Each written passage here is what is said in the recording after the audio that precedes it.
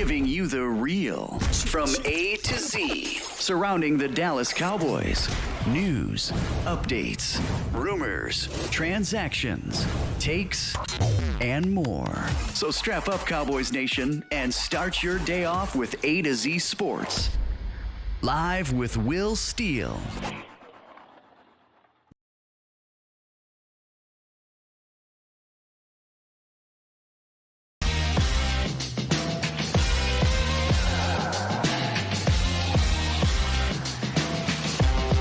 Good morning, good people. Welcome to A to Z Sports Live, presented by the Cocker Firm and Boston Scientific. We streaming live on YouTube and Facebook. And of course, I am your host, Will Skywalker Steele. Boom! 6-2, baby.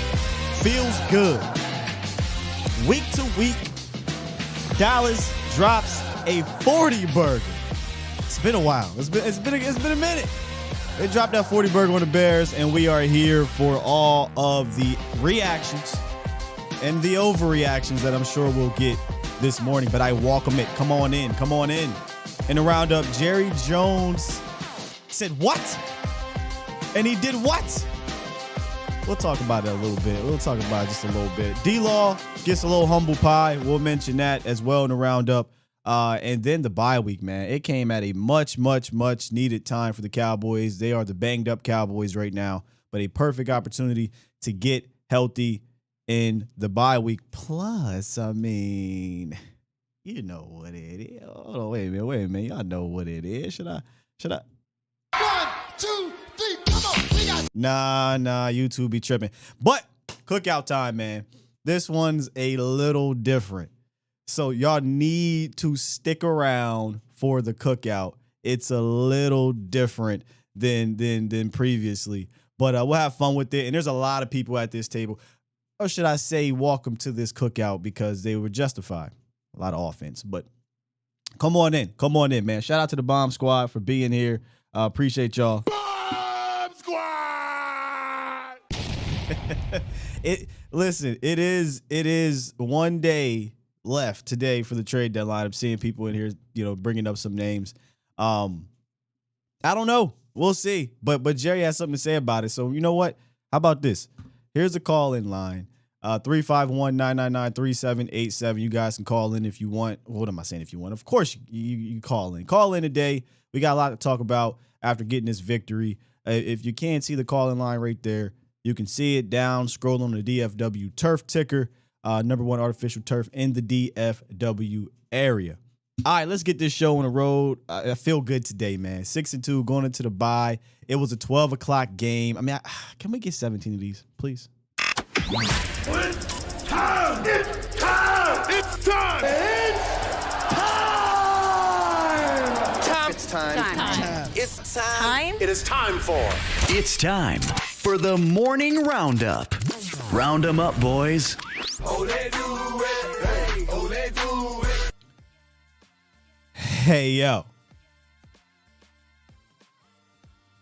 Jerry, what you out here doing, dog? I got to start off the roundup with this one, man. I saw this in the middle of the game, and now it makes sense. But Jerry Jones dressed up as a blind referee. It's funny. It's funny, but it's not funny. It's like the funny where I'm crying at the same time after I'm laughing, because this is the type of shenanigans that, this is the reason why the Cowboys don't get calls. But, bro, Jerry, look at him with his smile. Look at Jerry with his smile. Jerry. Get your damn act together. Hey, referees. I don't have the patience to jack with you today. He's a wild boy, y'all. What's wrong with our owner, man? Of course they blind, Jerry. Now they're going to be more blind. In fact, they were more blind on Sunday. It was a terrible, so many holding calls. It was crazy. But I thought this was hilarious. But he also spoke on Kevin Gray. Shout out to Kevin Gray, KG. Get right, my guy, KG.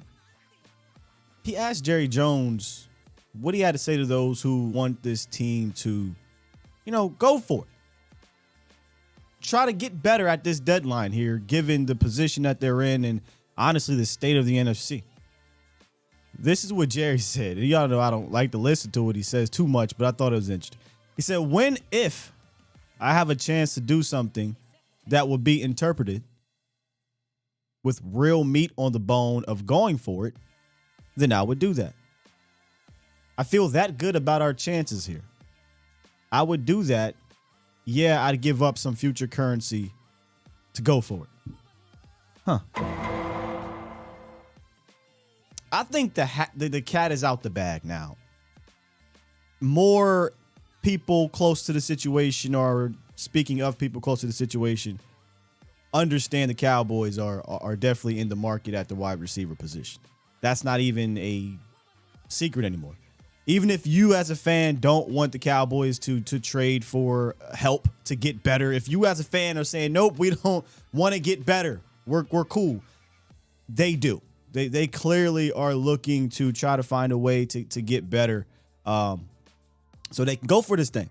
Now, what that get better could mean, Elijah Moore. Get better could mean, somebody else, not the big names, but they are in the market. I mean, I've talked to some people, other people have talked to some people, and now it's out there in the world that they're looking. But if nothing comes up that they like with the compensation, they won't do it. They won't do it. They'll look at James Washington as their guy, and they'll look at Michael Gallup, hopefully rounding all the way into form later on from a health standpoint. But that's Jerry Jones, man. It's a wild boy. D-Law had an interesting day yesterday, man. They asked him about his frustrations on his game and from the game against the Bears, and this is what he said. He said, "I missed 2 sacks today. I feel like Fields exposed some areas where I can get better at. Glad he did. So now I know, and if anybody else tries it, we'll see what happens." Okay. D-Law is very good at this. He's very good at and I don't say this disrespectfully, but he is good at the talking, right? He did not contain as well as he usually does. And I think that's what he's talking about, with the missed sacks and whatnot, because in the ground game, he still was kind of that aggressive D-Law. But Fields got away from him a few times in that game, and not just him, but in general. And I got my opinions on this whole situation, and we'll talk about it later. I want to hear from y'all first, and then I'll give my opinion on it. But D-Law basically got teaching tape, is what he said. I'll take a look at it. I figure it out. I don't think it's going to be hard to learn from. I just think he has to come under control a little bit more when you're going up against a guy like Fields who's twitchy. But there ain't too many of those you're going to be going up against. I'm just saying there's one dude. I'm just saying. But it's good to know that, all right, I messed up today. I'll publicly admit I messed up today, but I'm going to try to figure this thing out.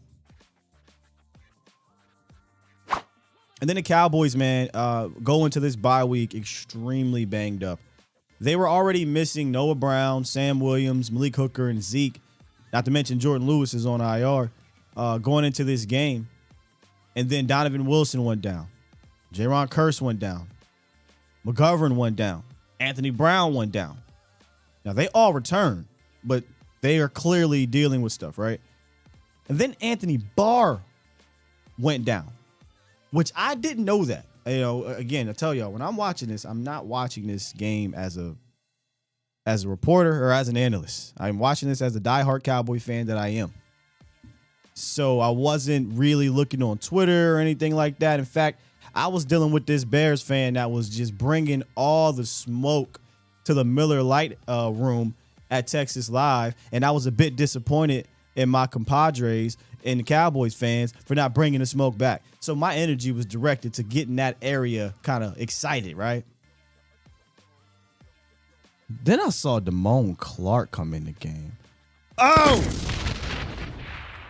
I assumed Damone Clark, they was just tired of getting ran on or something like that, and Damone Clark is in the game because it's like, all right, let's go, baby, it's time. We figured he'd be called up for special teams and whatnot and eventually get sprinkled in.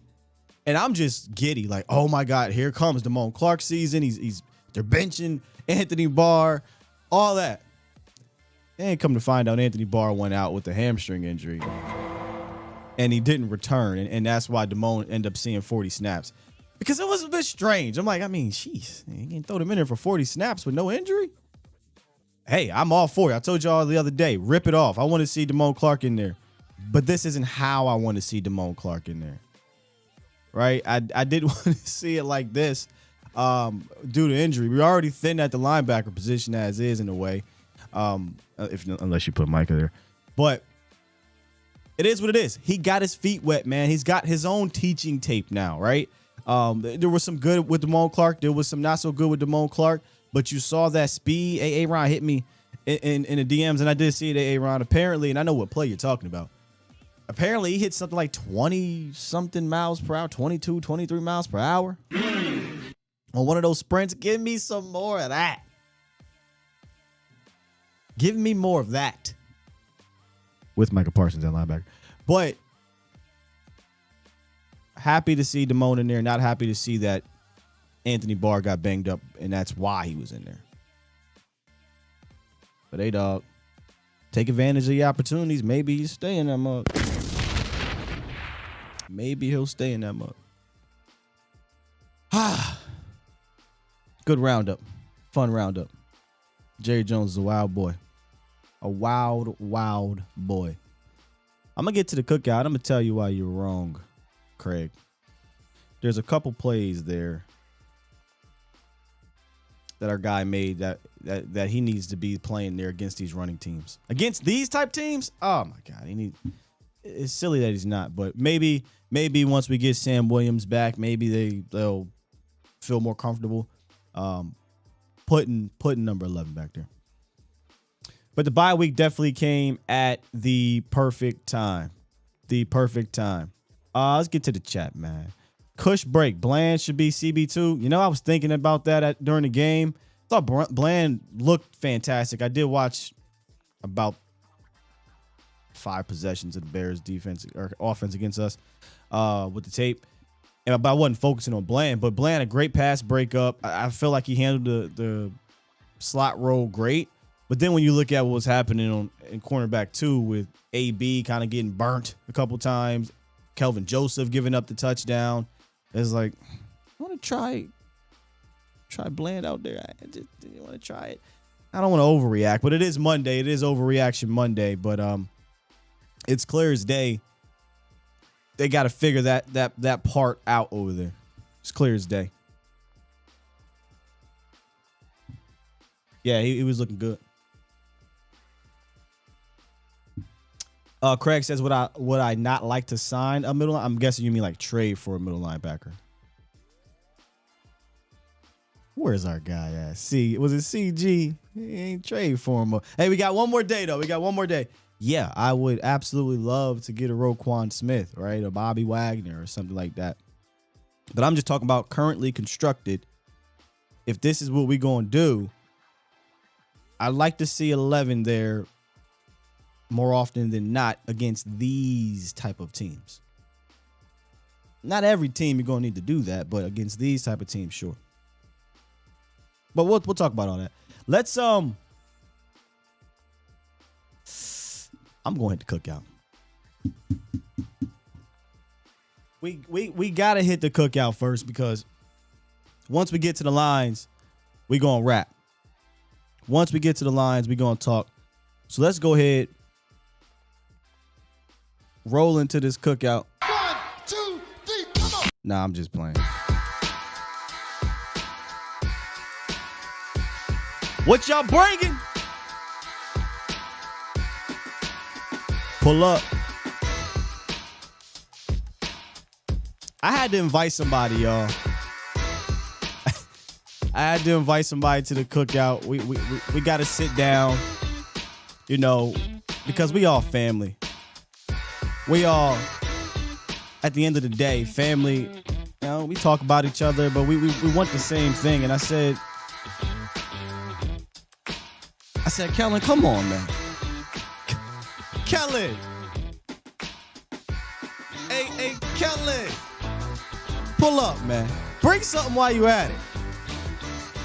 Bring something while you're at it. You know what Kellen brought? He brought the goddamn potato salad. Kellen, come on, dog. We know what y'all put in a potato salad, Kellen. We know what you put in a potato salad. But it's cool. I told Kellen to pull up because, god damn it, I love that type of Kellen more. That type of Kellen more. Maybe he don't got no raisins in that potato salad. Yeah? Let me see Kellen's circle. He opened the bag, yo. He said, hey, Sky, I heard you been talking about me, man. I heard you been wanting me to open the bag and that be, what we do. He said, here's the bag. And this is what I got to say to Kellen Moore.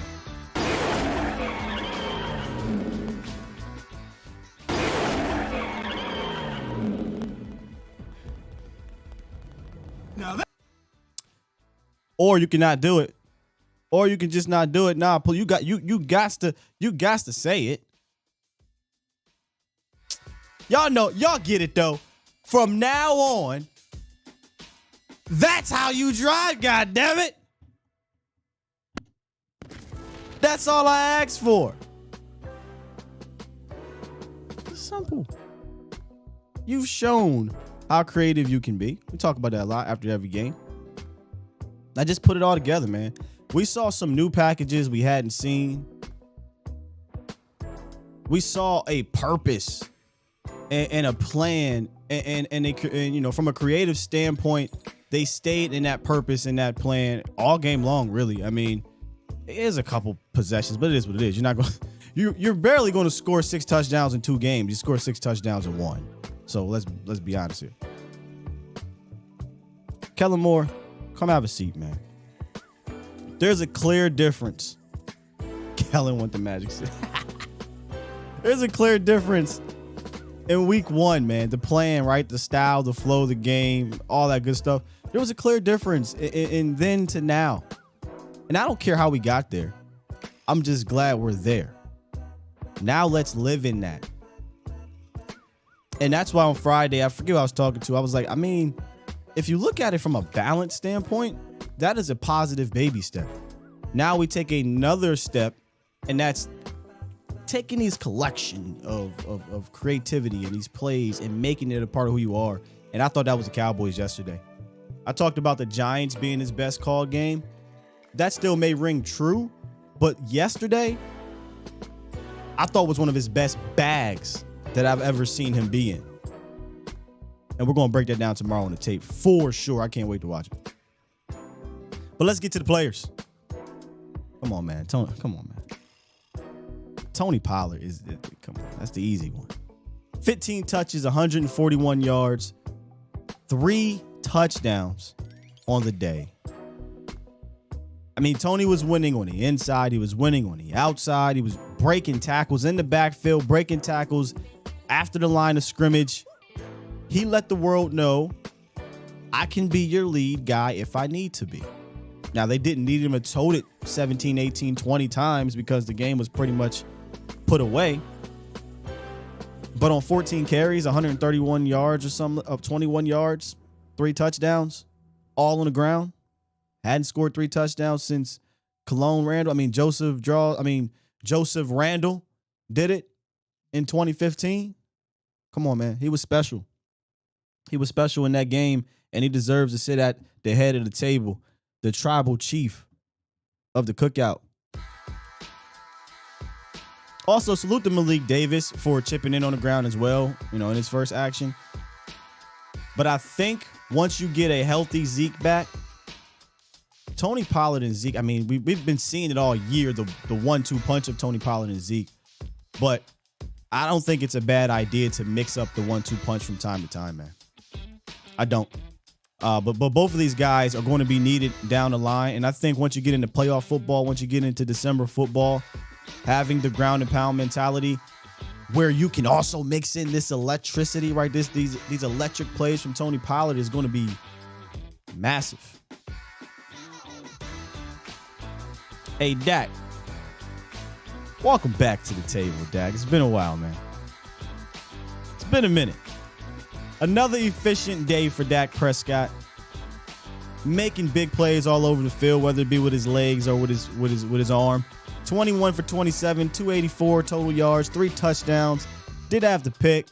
93 QBR, 114 quarterback rate. My man was just in total control and command of the game, the flow of the game. They talked about the tempo. I love the tempo. They came out with it. They came out with it in both possessions. It was beautiful to see. And he just had an answer. We often talk about on Game Day Live, you got to have an answer for the defense because there's always one. He had an answer for the Bears defense. He truly did. He took all that creative stuff that Kellen did and said, I got you. We're going to make this work through hell or high water. And now you're looking at your guy coming back and you're able to do different things, which is why people that were saying the things they were saying when Dak was out was goofy. Your coach pretty much came out yesterday and said, yeah, we are doing things we couldn't do with the other guy. It is what it is. So, Dak, welcome back to the Grown Folk Table. Let's talk about CeeDee Lamb and Dalton Schultz for a quick second here. CeeDee Lamb back-to-back weeks, y'all, with his quarterback back. 5 receptions, 77 yards, and a touchdown on 7 targets. And he also made some big catches in the sense of he took some hits. Now, I'm waiting for one of y'all to bring it up, but we'll talk about the end of the half there. But other than that, per se, thought it was a very good and clean game for CD. He showed some of his toughness other than that. But really good day. Back-to-back games this week where he clips 15 yards per reception. The first time that's happened all year. It hasn't happened all season. So, welcome to the table, CD. The last player on offense, it's Dalton Schultz. And I'm going to talk about all the tight ends here, but I have to put Dalton Schultz here because I've said this on Game Day Live. I appreciate a healthy Dalton Schultz with Dak Prescott. I appreciate that because especially when you don't have the trio of wide receivers anymore, right?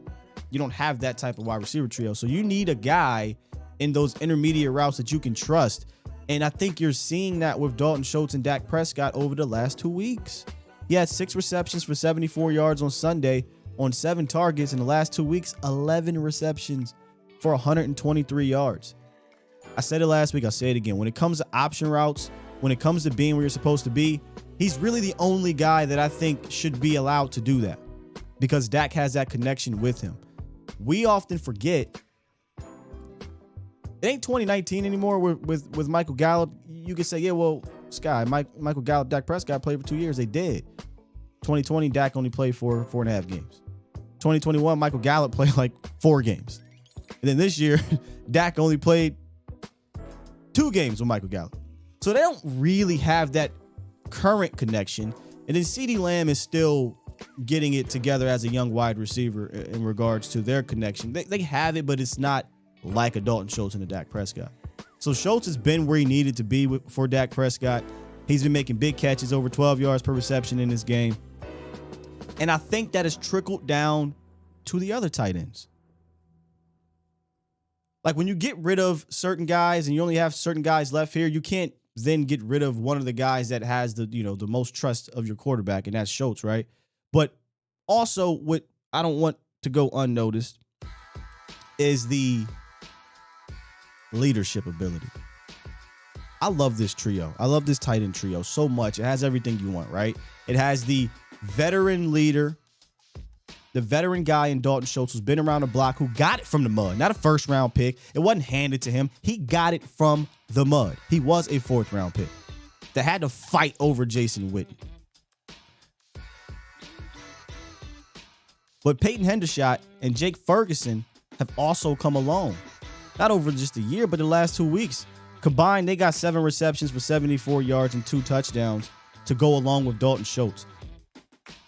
We had seen kind of an absence of the tight end under Cooper Rush unless it was deliberately game planned to them.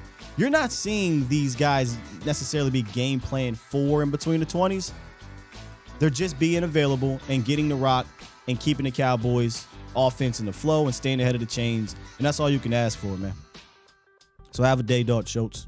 Have a day, tight ends. And then finally, man, Micah freaking Parsons. Listen, he's basically on here alone just for being held all game and not wailing on a referee or a player. I mean, it's getting absurd at this point, man. It's getting absurd. And in all seriousness, I feel like with the bye week, they should at least put something into the offense. But anyway, he's also here because he had a badass touchdown, a hilarious one, but a badass one, where he gets upfield, kind of looked like he was held, forces the pressure, Fields steps up, delivers it. I forget who it was, Darnell Mooney, whoever it may have been. Open field tackle, Leighton Vander Esch makes a play. Talked about this in the game post-game show. Once your linebackers to make plays, LVE made a play right there. Micah Parsons comes over, scoops it up, or falls on it. He didn't even scoop it up. He falls on it. And Justin Fields jumps over him. Justin, what are you doing? Micah picks it up to celebrate. Thank goodness he didn't drop the ball or do something goofy like throw it in the air or anything like that. And he said they were telling him to go, go, go. And he went. Scored a rushing touchdown or a fumble recovery touchdown. But outside of that, man, he also made a play or a couple plays in a series that at the linebacker position that I want to point out. And let me go ahead and cut this music off because we're going to jump in the film room real quick, just for a quick second, just because I want to show y'all these plays. I'm not saying the dude got to be there forever, but there's just simple things he's doing from the linebacker position that these type of plays weren't being made. Now, I'm going to just let the play run, and we're going to run it back here. Micah Parsons in the middle of the defense. Probably, well, Scott, that's just a routine tackle. It is, but I've seen this play all year where this lineman right here gets in front of this linebacker, shields him off, and now we got a first down run instead of a 3 or 4 yard gain or what it may have been, and now you're in third and medium, and you get him off the field the next play. It wasn't for a penalty. But I just want to show you how this doesn't fool Micah Parsons. He whips in front, dips in front of this lineman, and meets this running back head on. Had he been blocked, we're talking about maybe 4 or 5 extra yards here, and he makes the play. Looks routine, but I'm telling you, these type of routine things weren't, something being made on a regular. All right, it's Micah Parsons again at linebacker next to LVE. There was no LVE in on that play. No Damone Clark, no Anthony Barr. And Micah Parsons again. You could argue false step, whatever you want to call it. This is what makes him special. I can misstep here, take myself completely out of the play, psych, and put myself right back into play for a tackle for not loss, but a stop is what is considered about a yard or 2 gain. But it looks routine. It looks normal. But against running teams like this, take myself out? Nope, not really. Jump right back in, and we get a stop here. And we set up a 2nd and long. Look, I'm not saying these are life-changing, game-changing, Pro Bowl, all-pro type of plays, but these are small routine plays at the linebacker position that keeps you in 3rd and medium, 3rd and long, or tackles for loss or what have you, that just weren't as routine otherwise. And he's not clean. It's not like he's just, was clean on every single one of those plays. He wasn't. So, like I said, I watched all the drives that mattered for the Cowboys against the Bears, Cowboys defense against the Bears, rush offense, and I come away 10 toes down with the same thought process I had coming in. If you want to run traditional stuff, I welcome it. I thought they did well to run defense against traditional stuff, and I'm more so. I don't want to say more so, but I want to give you another shout out to the interior.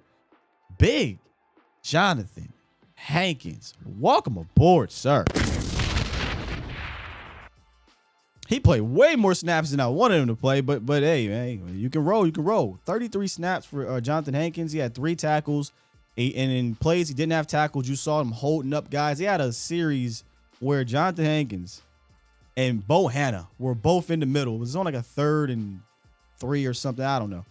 They didn't get moved. They did not get moved. Jonathan Hankins just 2 gaps, my man, holds him up. It wasn't until the center or somebody came in and shoved him, making it a double team where he kind of got moved, but he still was in the way. So shout out to Jonathan Hankins coming into his first game and making an impact for the Cowboys. But I am still 10 toes down with this run defense and this defense in general. If it's traditional type of running, if it's, I formation, 12 personnel, we're just going to try to do a stretch play, a toss or what have you, please do it. The things that gave the Cowboys the most problems in that game, in the possessions that matter, was eye candy, was at snap motion, wide receiver getting the ending around. It was not keeping containment on a mobile quarterback.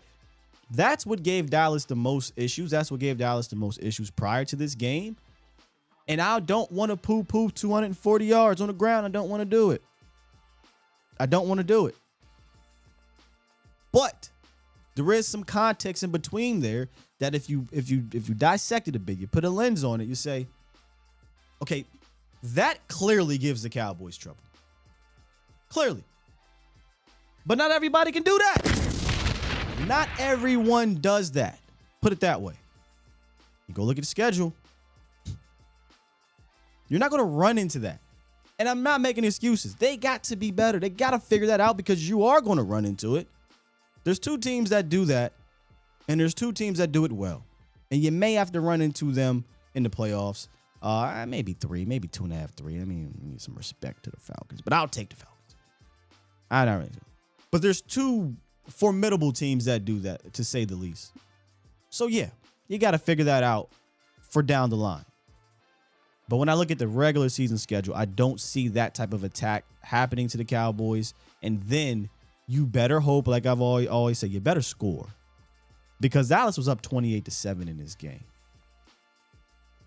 Should have been at least 28-7 or more in the first half with some BS stuff that went down in at the end of that half. It is what it is. But after taking a step back, reviewing, I can't watch the tape after the game. I got a chance to watch a lot of it, the possessions that mattered. I come away like it's the same thing. It's the same exact thing for me from every level of the, when I say every level of the run defense, I mean every aspect of it. Eye candy, got to come downhill a little bit better, don't lose containment, and they do well against the regular traditional type of stuff, man. That's it. You better be able to do all that other stuff, though, because if you don't, boy, it's going to be 28-7. That's what I'm saying. All right. Good stuff. Good opening here. Y'all up in here. Yeah, the referees are trash.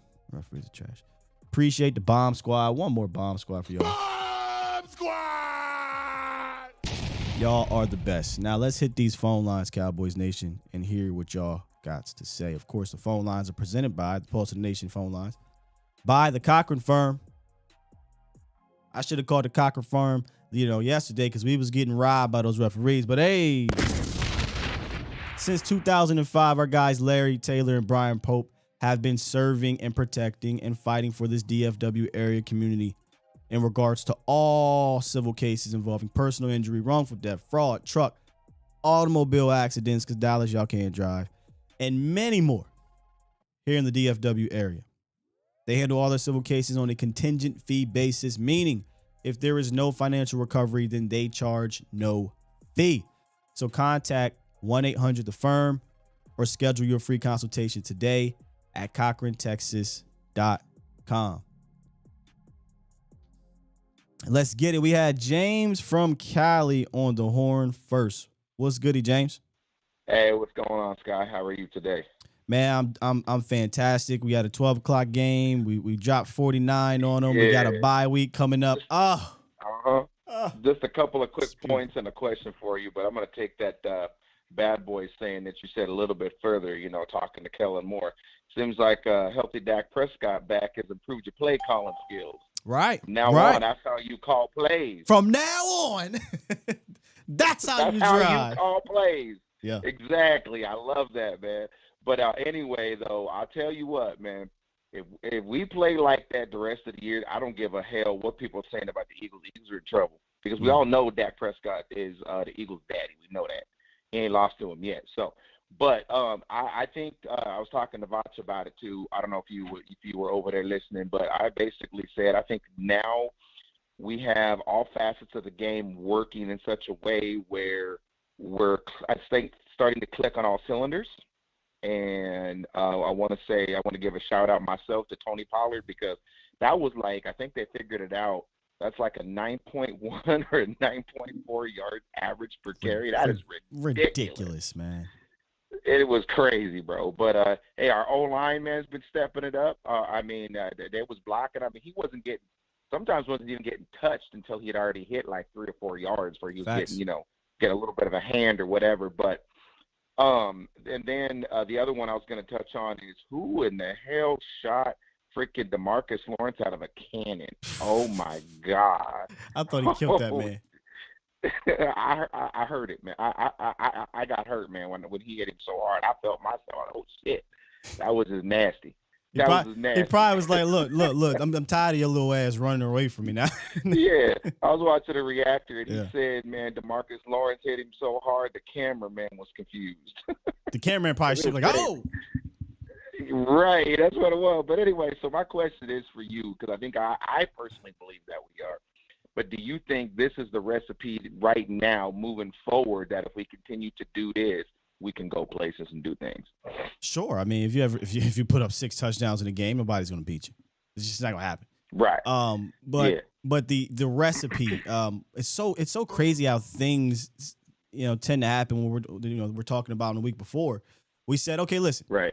If you're not going to go get another weapon to add onto the team, fine. What you have to then do is scheme your damn ass off and do it consistently throughout the game and consistently throughout the season. You can't have these games where we're just going to be basic as hell, because you don't have that type of talent where they can do you can do basic things and they win on their own. And Kellen came out and did that. Another shout out to Kellen, the game plan, whatever, was not having Noah Brown, who's a big part of your run offense, right? They mitigated that loss without risking communication issues with the Jalen Tolbert by going more 13 personnel, more 12 personnel. So I thought the plan, I thought the cause, the whatever you want to call it, right, was exactly up the alley. You want to do, you want to be, whatever the identity you want to have when you're not going to have all these crazy weapons. But I do think you have enough, and you have the plan in the defense to, if this is your plan, the defense to get your double-digit wins, get to the playoffs, and be a tough out.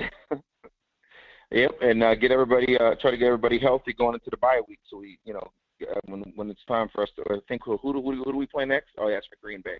We got to go up there and knock off them dudes. I can't wait for that. But outside of that, man, Sky, like I said, man, you and Vach, man, I love you guys' show, your content, man. Hey, thanks for having me on first. And wow, boy, was I full after all that food, boy. Man, yeah, indeed, bro. Appreciate you, James. You got a lot to talk about. Hey, appreciate you, guys. Take care. We do. I did not. I don't know how many expected, but I did not expect 49 dropped on their heads. I thought Dallas could win this thing comfortably, double digits, like they have been doing in these kind of ugly games. But I did not see 49 drop. I ain't full. It's only week 8. But I love to see it. All right, let's get to, man, Los was on the horn. I don't know where you went, bro. I don't know where you went. Let's get to my Reading, brother. How you doing, man? Hey, good morning. God bless you and the show and your family, like always. Thank you, sir. I'm just going to piggyback over what you said. They play solid. I mean, there was a couple, mistakes, but remember, it's part of football. And like you said, the way Kellen Moore's driving, damn it, keep on driving like that. Damn all that other crazy stuff. Just keep maintaining the right lane and you're going good. But they did good, though. And one thing also, too, you see they put Turbin in a couple plays. You see how the way when they used the Turbin on that first play, how the way it opened everything up for that second play? Yeah.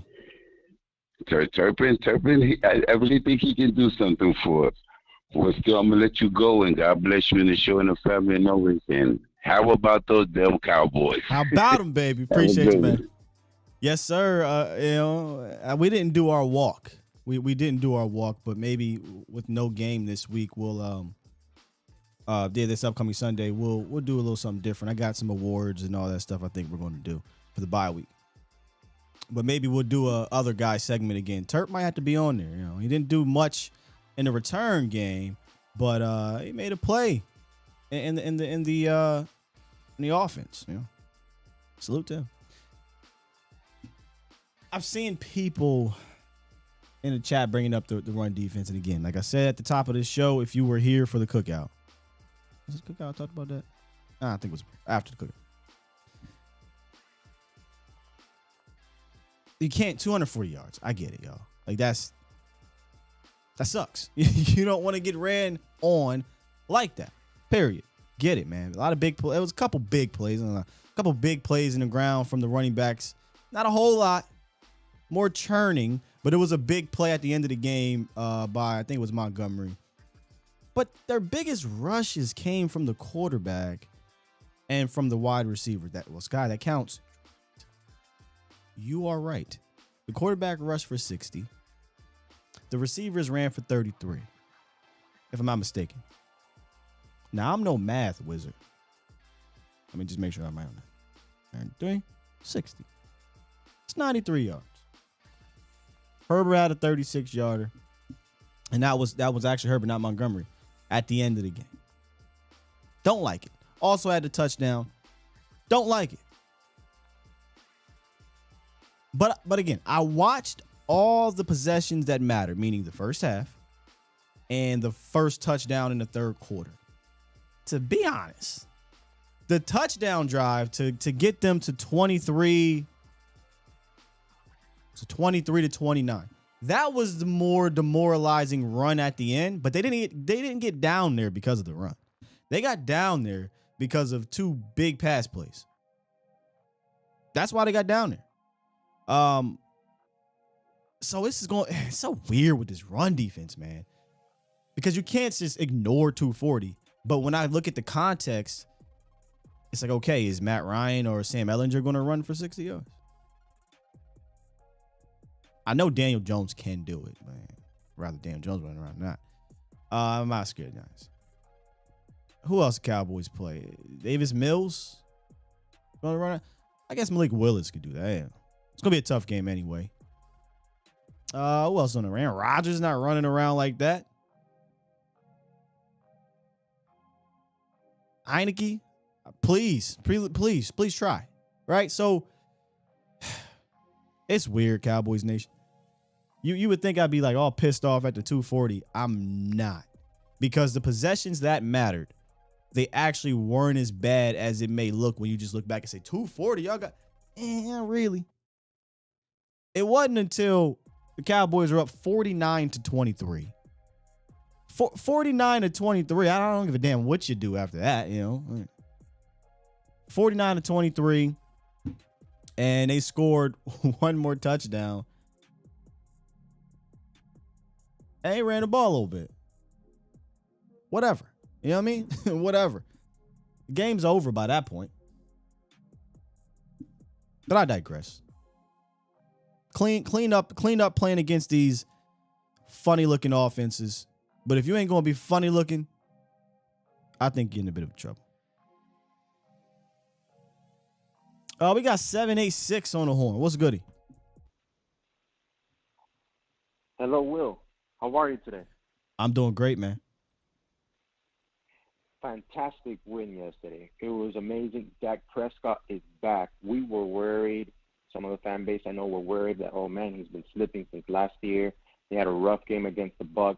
But the man is back. He was slinging it out there. The offense looked like when we were the number one offense last year, it was phenomenal.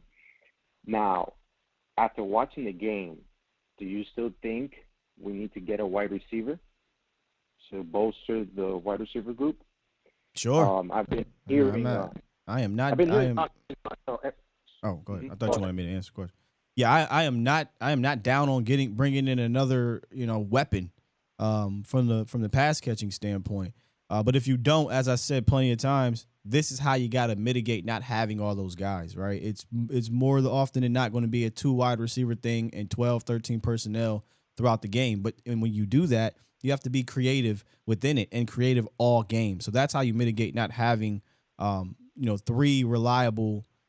I don't say reliable. That's not the word I'm using, but 3 pass catching weapons like used to be some of these teams had. I don't know about anymore. I don't look around the league from a pass catching standpoint, but yeah, I'd welcome in a receiver. But if you're not going to do it, then you got to do it like yesterday.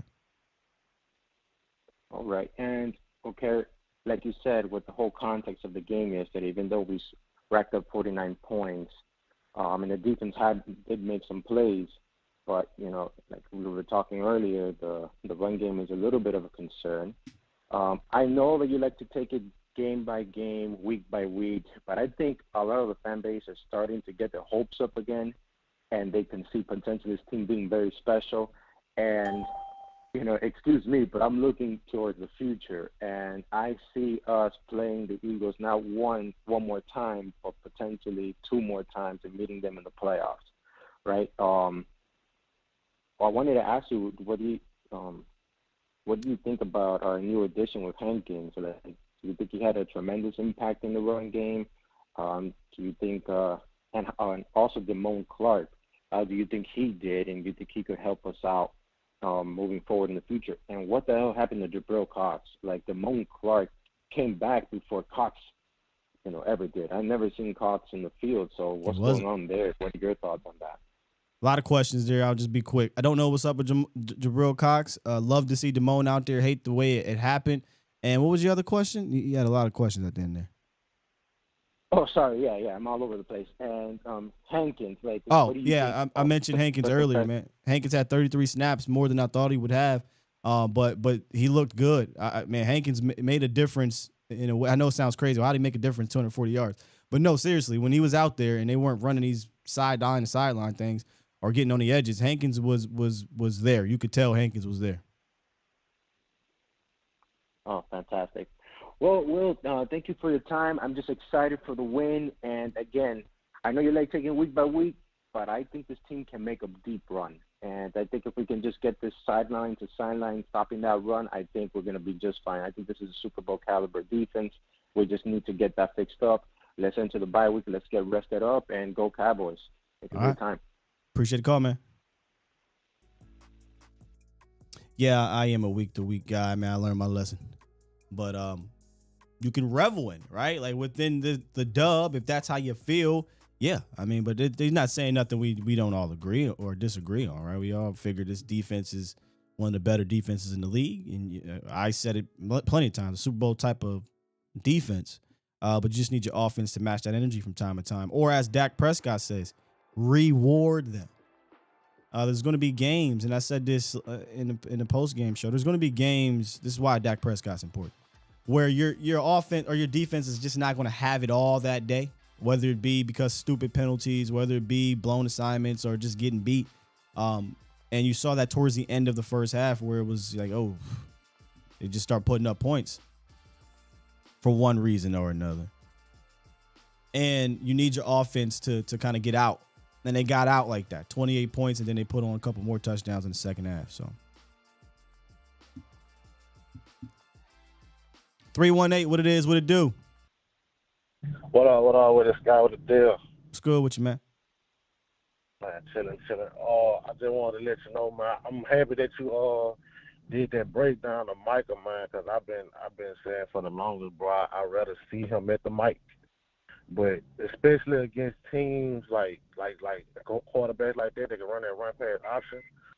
You know what I'm saying? I'd rather see him clean, like at the mic, because it's like people say that he can't play the mic, and it's crazy to me because the dude really, I really feel like putting him at I really feel like he's too good to just tell him go get the quarterback. You see, I feel like he's too good. I feel like there's so many different ways he can impact the game. You know what I'm saying? Not sacks. You know what I'm saying? And from what I've seen, bro, from having DeMarcus Lawrence, bro, sacks don't win you championships, bro. Sacks don't really just get you in the playoffs. You know what I'm saying? So it's like I love the sacks, but man, look, bro, put the dude at the mic. That's what I feel. And on top of that, if I'm a linebacker, bro, when it comes to that RPO, If I'm a linebacker, if I'm the unblocked linebacker, I'm going straight to the quarterback. I don't care. I don't care about the running back. I'm knocking the quarterback head off every time because that's going to make them come out that RPO. When some coaches seeing their quarterback getting tossed, you know what I'm saying, whether he get the ball or not, I'm knocking his head off. You know what I'm saying? It's a way to get him out of it. So that's all I wanted to let you know, bro. That's all I had for the show today. Keep doing your thing. Thanks, bro. And Good stuff. I'm gonna touch on that again. Let me make sure I get him up out of here. There we go.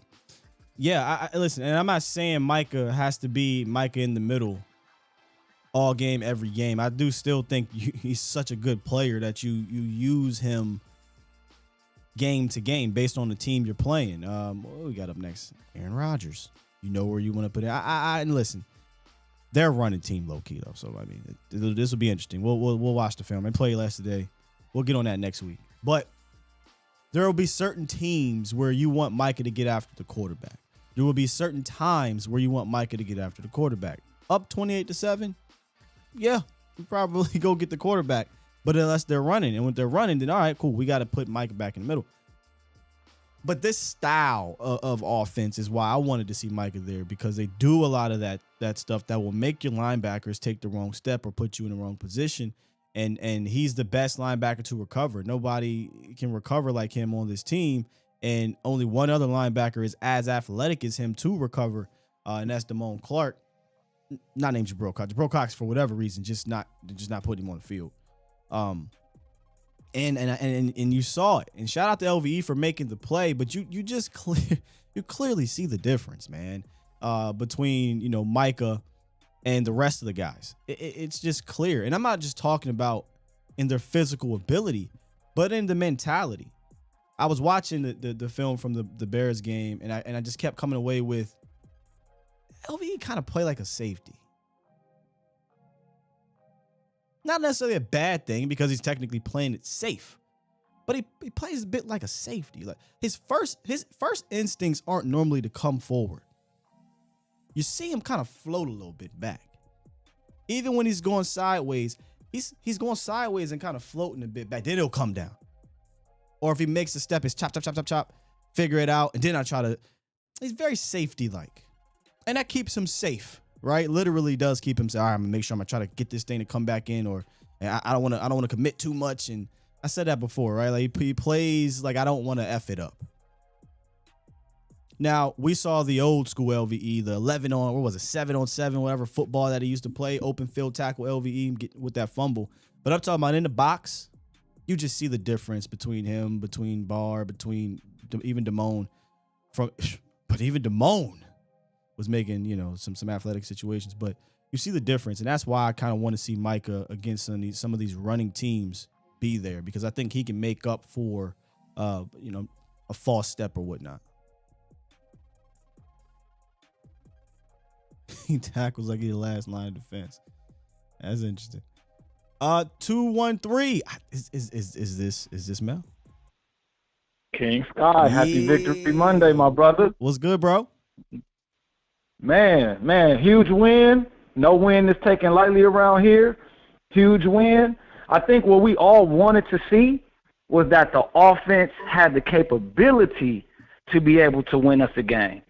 I mean, I kind of live by what you say, bro. It's a week-by-week league. I don't think the offense, nor do I need the offense to be this every single week. We're not going to put up 40 every single week. I don't even think we have that type of offense. But if need be, if we get into one of these type of shootouts, we can do it. Yeah. And obviously we want to see it against maybe a better quarterback, because you're going to throw the ball a lot, but you're not going to see that a lot on this schedule.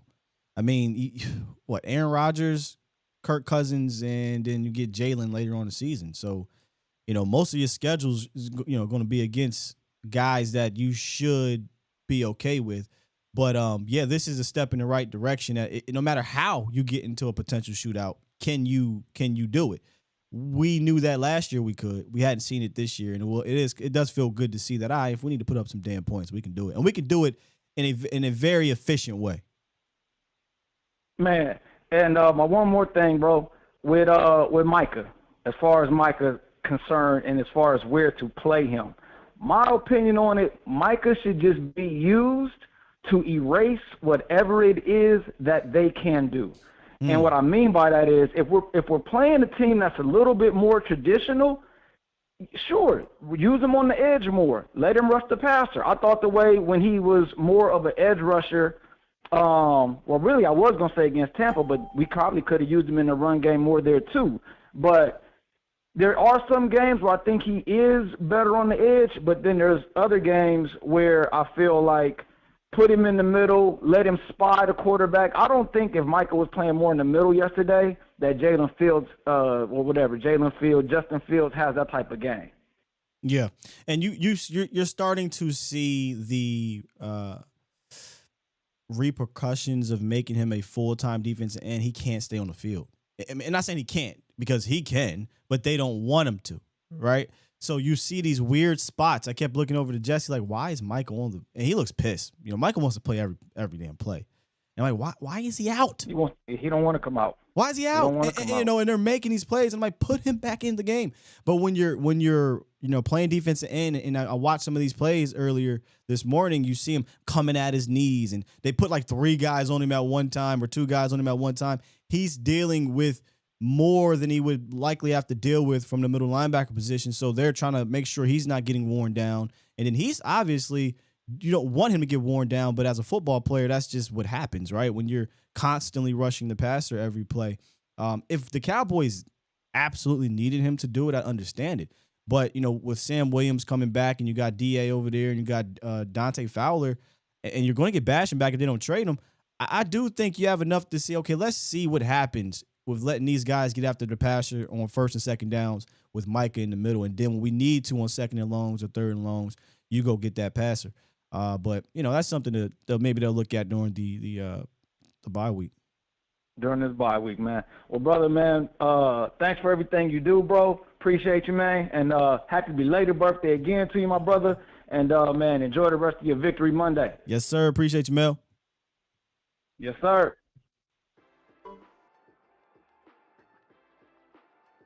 Just looking at the counts here. They play 72% of the snaps. They for a defensive end, they don't like to have those guys playing that much. Now, he played some linebacker, obviously, yesterday. But years past, man, you would see the traditional linebackers playing 90% of the snaps easy. I say years past, but the Jalen Smith era. They are playing all those snaps. With Micah rushing the passer, how he rushes the passer, and how much he plays defensive end, he's just not going to do it, right? It's just natural wear that you can't play more than 57 snaps, right? But if he was playing linebacker predominantly, I don't think you have any reason to take him off the field. You can still rush him, just rush him differently. But in Dan Quinn, I trust. In Dan Quinn, I trust. What we got here? 9:39. I'm going to leave him open for a couple more minutes here. Let's kind of hit a reset right quick. Good stuff today. Cowboys moved to 6-2. We're talking about everything from this 40 burger, 49-29. The next segment was brought to you by our fan focus, Boston Scientific. In the U.S., more than 39 million men suffer from erectile dysfunction, not reptile dysfunction. Boston Scientific has created edcure.org to help you find your best cure. To get started, go to edcure.org, take a quiz, and learn your severity or risk of ED. If you have a condition that puts you at risk, you'll find customized content. The fastest way to find your best cure is to contact an ED specialist by browsing a list of experienced physicians in your area. Visit edcure.org, brought to you by Boston Scientific. By the way, we're 6-0 with my doppelganger. Let's go, baby. You're listening to A to Z Sports. Do it live! At some point, hoping to broadcast In front of the millions of Cowboys fans to bring you the real. But for now, strap up and here's your host, Skywalker Steele. I'm Luke Skywalker. I'm here to rescue you. We'll do it live. Just saying. We 6-0 when I use my multiverse doppelganger. Is that a coincidence? I don't think so, man. I don't believe in those. I'm a man. I'm 40. 6-0. You tell everybody. If you start feeling like we need some momentum, just hit up edcure.org. Yeah, man. Yeah, Dak was dropping some dimes. Indeed he was, man. Indeed he was. Oh, what a wonderful transition here, Sports Guru. What a wonderful transition. This next segment, prior to getting to the phone lines, Sports Guru said the Cowboys were 9 for 11, actually it was, on third downs. They were fantastic on third downs, Cowboys Nation. In fact, it was the best third down performance in the last 40 years for the Cowboys. Nuts. Nuts. Shout out to edcure.org. Nuts. Cowboys are struggling on third down, and it was obvious. The players knew it. Coop was talking about it before, Dak came back. McCarthy talked about it in the press conference. McCarthy said, man, it was a big-time focus. And, I loved it that, we came out and did what we did because we practiced hard about this. We really, really wanted to get better here. And, boy, did they. 9 for 11 for 82%. Dak was 5 for 6 for 85 yards and a touchdown throwing. He was 2 for 2 in the touchdown rushing on third down. 7 for 8 conversion rate from Dak Prescott on third down. And if you go back all the way to last week, really, Cowboys were 3 for 9. Not a great conversion on third down. But if the quarterback wasn't getting sacked and he had a chance to actually throw the rock, it's 2 for 3. It's 2 for 3. So, you're starting to see, I say you're starting to, it still wasn't great last week. But if you keep your quarterback upright, literally 9 times out of 10, you can convert these things. Then, of course, Tony Pollard was 2 for 2 with a rushing touchdown on 3rd and 1. Would look like I thought was going to be a 3 to 4 yard loss. Tony Pollard just takes the rock and goes 50-something yards to the crib. So, Dallas definitely improved their third down rate. Did some good things on third down that you go back. And I say this after every week, right? Definitely after every win. Build on top of that. And I thought you saw that from the Lions game to this game. You saw them kind of build on top of things. So let's get back to the lines. 561. What it is, what it do? Yo, what's Adam Skywalker? It's Jake the Great, man. Jake the Great. What's good? What's good, Jake the Great? Not much. Just chilling here Turn you up. in a little chilly Tennessee, man. Chilly Tennessee. Can you hear me good? I'm trying out a new headset, man. I can. You guys just had to turn you up a little bit there. Where you at? You in Nashville area? Where you at in Tennessee? Yeah, I'm right here in Nashville. Yeah, here in Nashville, getting unloaded, delivering these tomatoes, man. TP boy. Yeah, to the game though. Kellen Moore was in his bag though, man. He was in his bag. Shout out to him. I give him a hard time. I gotta give him his praises. One thing we was worried about with Tony Pollard was his pass blocking, and he ain't had to do none. You know what I'm saying? Kellen Moore didn't put him in no. Yeah, send his ass out on a route. Yeah, send him on a rock. He ain't had to do none of that. And let me see. And we finally did something that I haven't seen Kellen Moore do in a while. He finally found somebody on the secondary a weakness, and he kept picking at them. Whoever was number 22 for the Bears, I kept noticing like whoever wide receiver was lined up against him, that's what they was going. Like they was really targeting him in that game. And you know what I'm saying? And I'm with you. At first, I didn't get the game live. You know what I'm saying? I kept watching on the red zone, but as I stopped, I rewatched the game twice.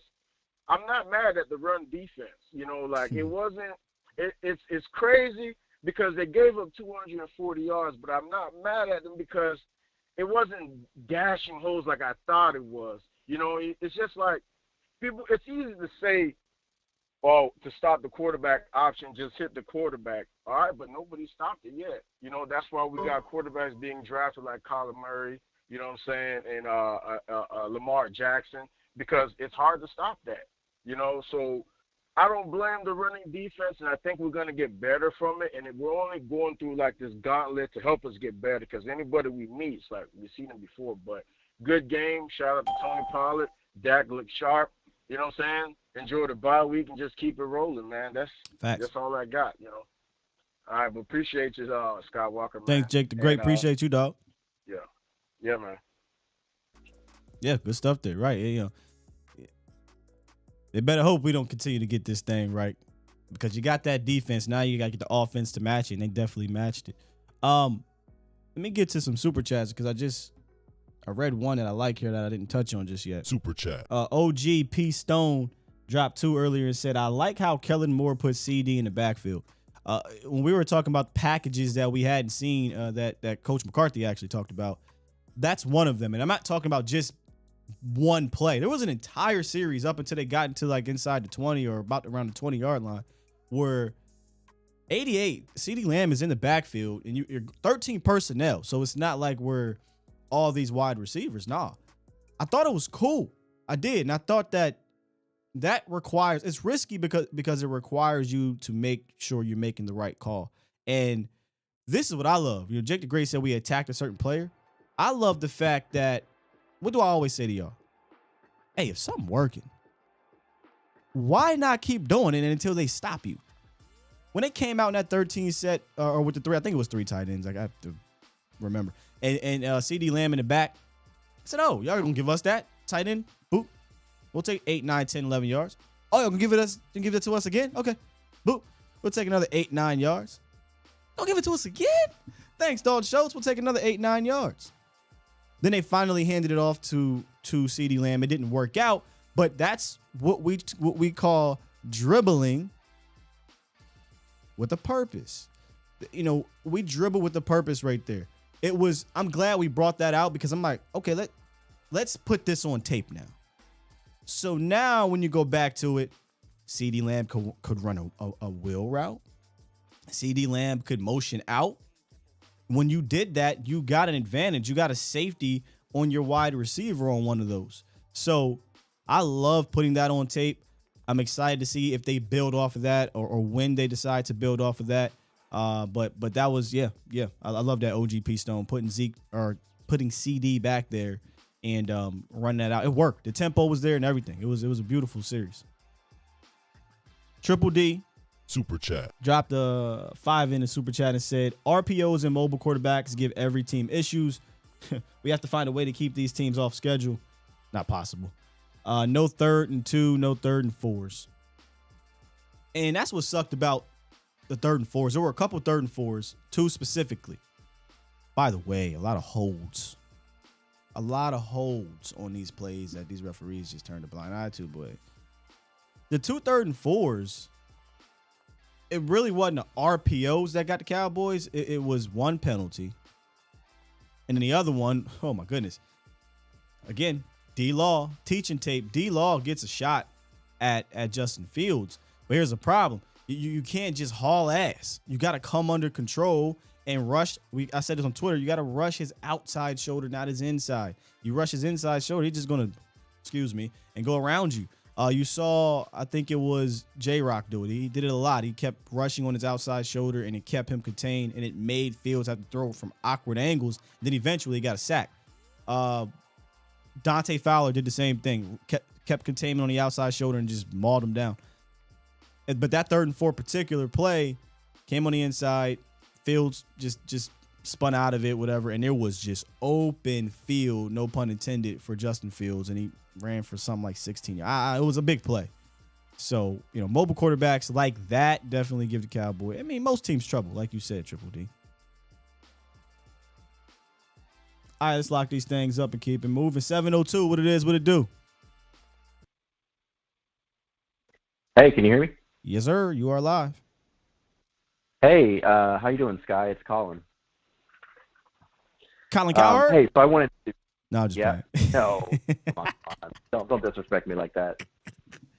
What up, man? Nah, so I got two things for you. The first one, I wanted to read a stat for you. It's pretty great. Tony Pollard, since he joined the Cowboys, he's had 15 touches in only 8 different games.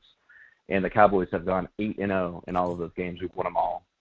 So when Tony gets touches, good things happen. Facts.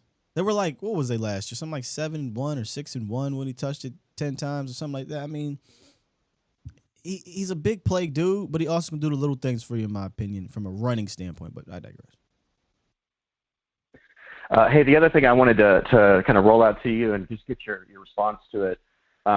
Looking at the linebacker situation, I know everybody's talking about the quality of play from these guys and how it's maybe not up to par, but I'm actually a little bit more worried about the health or the potential health, because if you kind of run down our roster, what we got, Barr's old, and he actually left the game with a hamstring injury. Yeah. Probably not a big deal, but I mean, who knows? LVE has consistently had issues with his neck through his career. Gifford's still on the team, and he's always going to IR. He gets hurt a lot. Devin Harper went to IR this week. Jabril Cox tore his ACL last year, and he's not even active every week. So who knows? Devon Clark obviously is just getting back, and we're not even sure if he's really truly healthy. And then you got Micah, who's really more of a defensive end these days than a linebacker. So it only takes one or two, little, small injuries, and this linebacker core could be in a bad situation. So I'm curious what you think, what we need to do maybe with the trade deadline tomorrow. I'll take your answer offline, but hey, thanks. Appreciate you, Colin.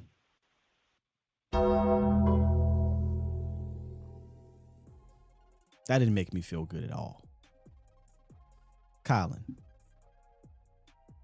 I mean, God damn, when you put it that way, I mean, yeah, a lot of injuries, man. LVE, let me try to bring this back. LVE has been healthy the last couple of years, so that's a good thing. God damn it, put Mike at linebacker. That's how I feel. Put him back there. So there's that. Damone Clark is back. Okay, so he's not dealing with an injury. Damone Clark's healthy. Jabril Cox is healthy. He's not dealing with an injury. He's just not getting put on the field. There's no denying Devin Harper. He's on IR right now, and then the injury with Anthony Barr. So, that's me trying to play devil's advocate with the health situation. I'm more concerned about making sure they can play better. But listen, linebacker is always, this, Colin. You've been here, right? You've been here. I would love to go get one of them ones at the backer position. Would love it. I just have a hard time believing it that they're going to do it. But I wonder, Colin, if you're still here, I wonder if you are talking about like another body. I don't want to use the term jag, but I mean, are you just more so talking about getting another body in there because maybe injuries are piling up? You got Devin Harper on IR. We already saw the other Gifford. He was out for a little bit too, beginning of the year. Now Barr. Yeah, this is a position where you do need 6 guys, right? Because it's a position that deals with a lot of contact. So, sure, another body, sure. But I'm kind of I want to get a guy, right? I want to get a guy that can push the Anthony Barrs, Leighton Vander Esch's, the Damone Clarks or whatever for playing time right now. That'll help elevate your defense if you're going to trade for a guy, or just say, hey, all right, Damone Clark, you up next. Let's see if you can take over. All right, we're gonna put Damone Clark and Micah back there. Let's see if y'all can take over. But I didn't think of it that way. A lot of injuries, yeah. JR, what's goody, man? Uh-oh. You know what time it is. You ain't sleep? I heard about you, man. I heard about you. Hold on. I gotta address what happened yesterday. You know what I'm saying? Okay. So what you can't do, you know what I'm saying, is plan a fireworks party and then put the fireworks at the beginning of the show. You know what I'm talking about? You know what I'm saying? Man, listen, I thought. Listen, I listened to the show when he picked up your phone, and he said somebody was sleeping. I thought he was playing. I thought he played like a sound bite one of those dragons on the House of Dragons, because you did not sound like a person, dog. I was concerned. Hey, man, that like what? That was a bad. That was a down day. That was Bro, a down JR day. was You know like, what I'm saying, for a police report. That was JR yesterday. Is this man growling? All right, go ahead. Man, that was a down day in the blue chew community, man. The blue chew done got you. To everybody. Everybody, I apologize. You know what I'm saying? I gotta make. I felt so bad. I had to redeem myself last night. That's why my energy ain't up, man. I went out. You know what I'm saying? I had to have a blue chew 2.0. You know what I'm talking about? Yeah, usually JR come in here with the energy, but you know, like, oh, my bad, y'all. And what was awesome about it was, man, so I didn't know we had this many Chicago people in Dallas. Man, I went out to they are packed. I went out to a spot, popular spot, you know, good nightlife. Man, it was Chicago Bears jersey, orange and blue. Man. I was like, God, dog. Yeah, shout out to the Bears fans, bro. They was heavy. I mean, I wasn't at the game. Anybody in the chat, if y'all were at the game, how deep was it? But just based off of driving in, seeing, you know, fans walk into the stadium and being in Texas Live, when the Bears were making that comeback, it was loud. So I they came out. I did not realize Bear fans travel like that. Man, and they party too. Oh yeah, they get down. You know what I'm talking about? We had a good time last night, you know. But you know, I just wanna say, man, you know, with Dak coming back, what he did, what I've been hearing instantly, the Birds is weak. Yeah. They ain't even do nothing. Them ain't nobody. That's what Dak supposed to do. We'll see when he play a real team. It's like they keep moving the goalpost on. So, you know what, Cowboys Nation, you know what I'm talking about, A to Z, if they keep moving the goalpost, man, like Kanye said, it's up. Let's just turn up. Let's be up. Let's be the most arrogant 6-2 team in all of Cowboy Nation history right now. You know what I'm saying? We need to be out here, big talking, big walking, you know what I'm talking about, like we already won the Super Bowl, because they going to keep doing it. You know, Dak out here, man, Dak was aside from that one play, you know, and I know y'all got to go to the all-22 and tell us we're really happy, you know what I'm saying, but Dak was out there phenomenal. The quarterback sneak 43-yard run, oh my goodness. You know what I'm saying? It's good to see him run, man. It was. And hold on. I smell something. I think I smell running back controversy. Uh-oh, Scott. Nah. What we gonna do, Scott? Did you hear what Jerry said? Jerry's so damn phony. Jerry hilarious. They asked him, it's hey man, you know, Zeke's status, everything. Jerry said, I don't got the patience to jack with you today. We go as far as Zeke goes. All right, shut that shit down right now. He shut it down. But after week 2, he was like, hey, well, I'd walk to New York if we have a quarterback controversy. You so come back and they're gonna go. Man, I think they'll go back to kind of splitting carries a little bit. I just think sometimes, you know, certain games TP should probably be the lead guy, and in some games maybe it's Zeke, right? now that's good in a beautiful Cowboys world. Did you see Zeke's body language on the sideline? I really didn't. It's when you're in Texas Live, you in the moment. I really wasn't really paying attention to it. No.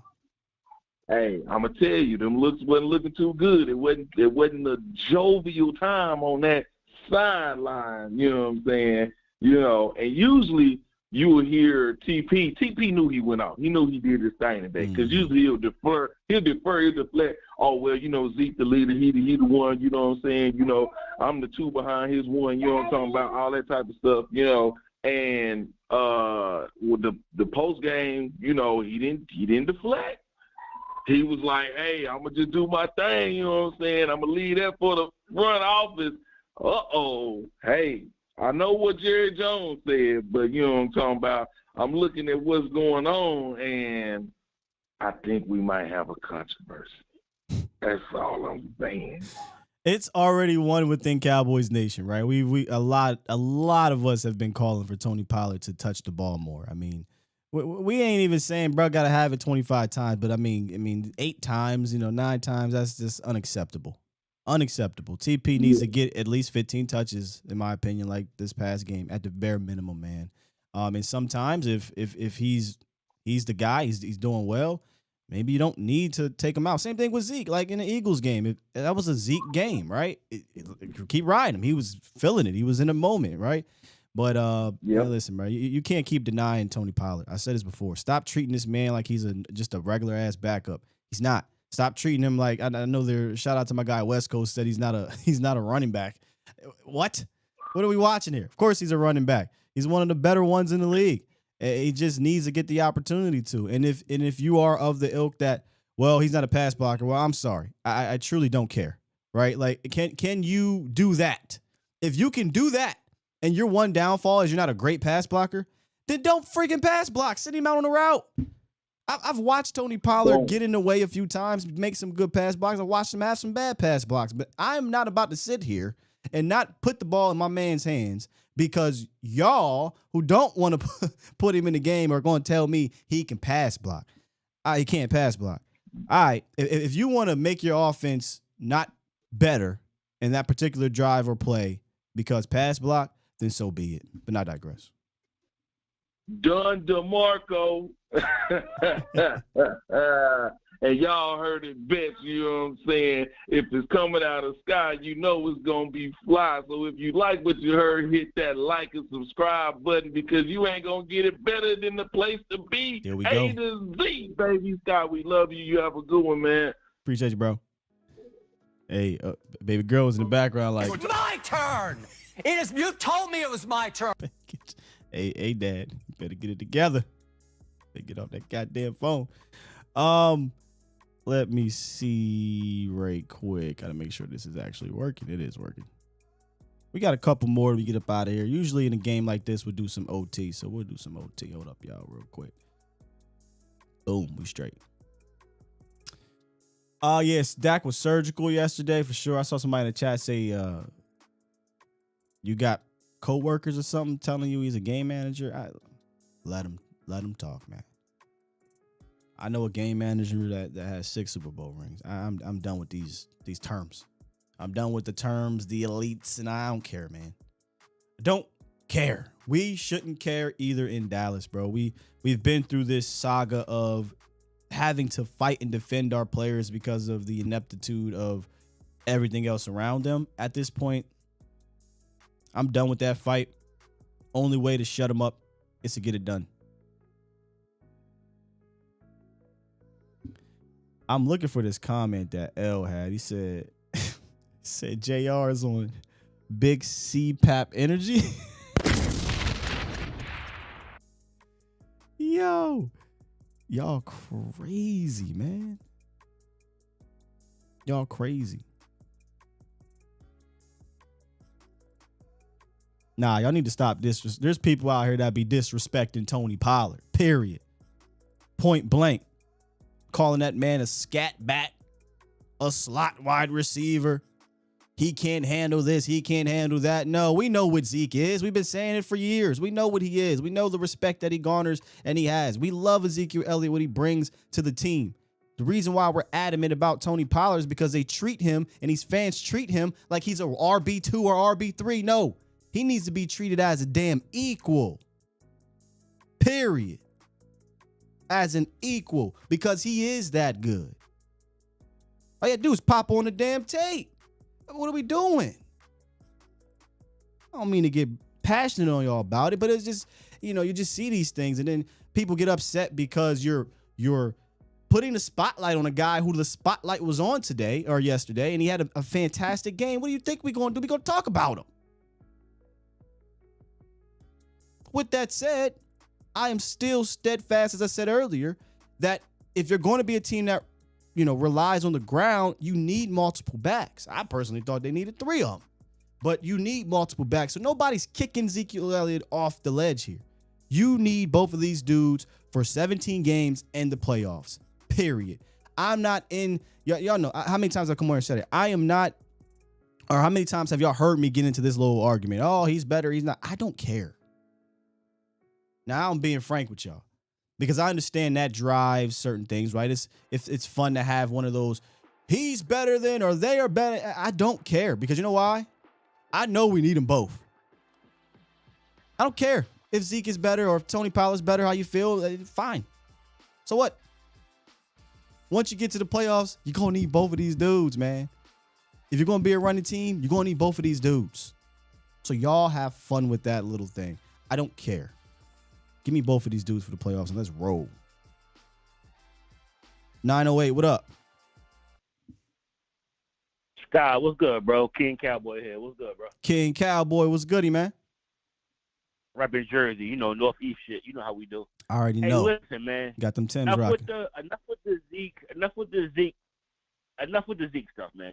Can we stop? Not saying you, but the fans. Right. I don't appreciate it when they say certain things like we don't need Zeke. TP is better. I feel like they don't really know football like that. Because guess what? Ask the O-line who they like blocking better for. Ask the opposing defense who they more scared of, who they don't like tackling. Ask our defense, more importantly, who they like handing the ball off to. Zeke, because guess what? They're eating up 30 seconds, 45 seconds. Every run, 2, 3, 4, 6 yards. Tony Pollard, he a home run hitter. Of course, y'all know that. We need them both.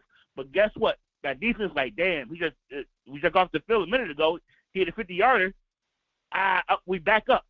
Let Zeke grind them down. Like, I hate the Zeke slander, man. Like, Zeke is our best running back. Tony Pollard, cool. Never had more than 15 carries a game. Not even last game. He had 14 carries for 130. But that ain't his fault. That ain't his fault, bro. Zeke would have had 25 carries with the same amount of yards and grinding down the defense. Let's stop with the Zeke slander, man. Can we not? But see what you please, just see what please you. stop. But, Can we not with this I feel slander? you, Not King. you, but the fans. But King, see what you just did there. You basically, in trying to protect Zeke, slandered Tony Pollard. No. There's no TP slander. That's what you did. You Zeke said his 10 carries a game, which is what we're supposed to do. But don't make it seem like he's better than Zeke. That's my whole point. He's not better than Zeke to me. Go ahead. And see, that's the conversation y'all can have fun with. But I think there are two different conversations here. Y'all can have the whole, better, not better thing, whatever, right? I just know that each one of those players do something better than the other guy, right? Or multiple things better than the other guy. That's a fact. There's no denying that. That is a fact. But the other thing you said was there's fans saying we don't need him. That's where I'm talking. I'd rather focus the energy at.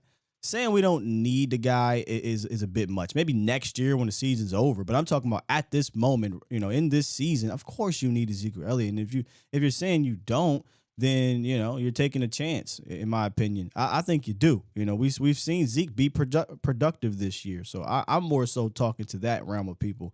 But can we not down another dude to uplift another one? Like, we don't need to do that. That's what I'm saying about the fans. That's what I'm saying about the fans in the chat. Come on, we can have it both ways. Stop downplaying Zeke. I ain't talking about you, Sky. I'm talking about I'm reading the chat. Like, come on, don't downplay Zeke. This shit done turned from. Come on, don't do that. Look, this done turned from, and it's much closer though.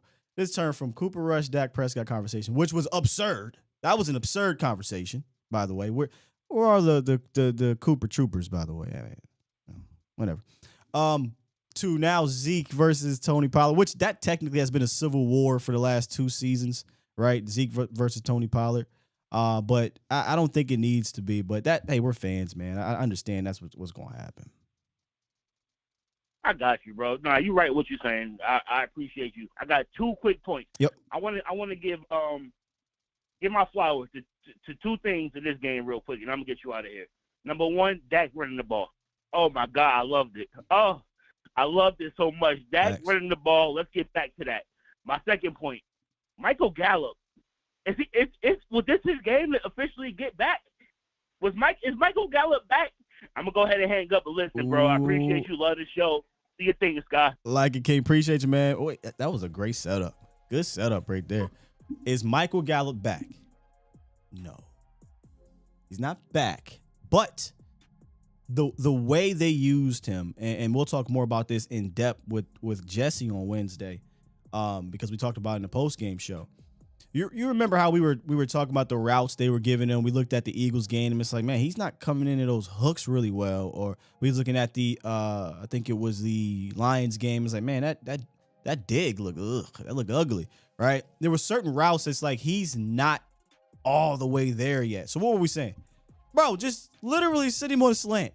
Give him something quick, a little flare out. Give him something at the line of scrimmage. Or if you just want to say, Mike, just run straight, I'm going to throw it up. Give him something to get in the groove and see what he can do well, given his limitations right now from physically, right?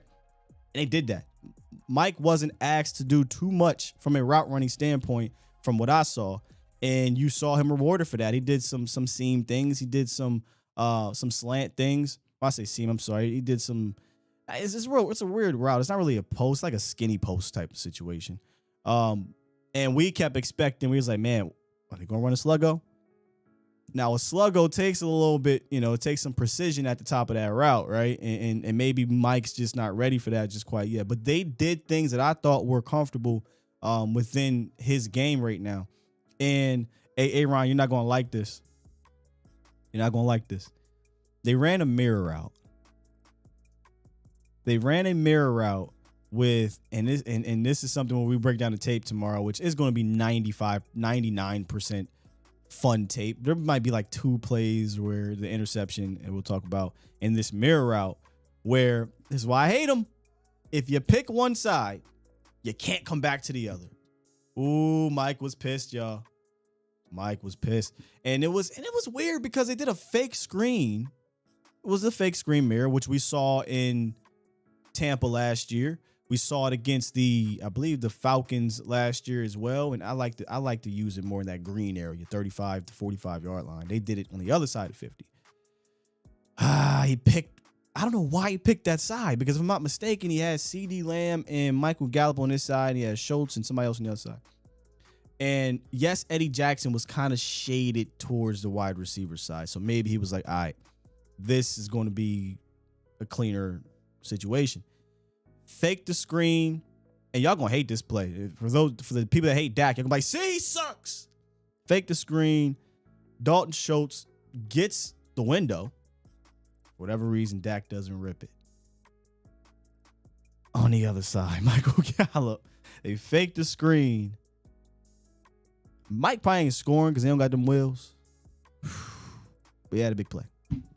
They went on to score a touchdown on the drive. But man, that was one of those plays where Mike was like, you had me. That's why I hate mirror routes, though. Because if you pick a side, you're not going to get the other side. And the other side was the side to go to. So we'll look it up tomorrow, y'all. But is Mike back? Maybe 20. Nah, not yet. I'm not going to say just quite yet. But I do like how they're using him until he gets back. Or how they used him yesterday till he gets back. 843, what it do? Hey, what's good, man? This is Bruce from Charleston. Bruce, first-time caller. Appreciate you, Bruce from North Carolina, Charleston. Charleston, South Carolina. South Carolina. I'm sorry, my bad, Carolinas. Hey, no problem. Hey, first-time caller. Just wanted to call in, talk about a couple of things. Like you've been saying the whole show, Tony Pollard, he just got to get his praise for today. Yeah. And for the rest of the season.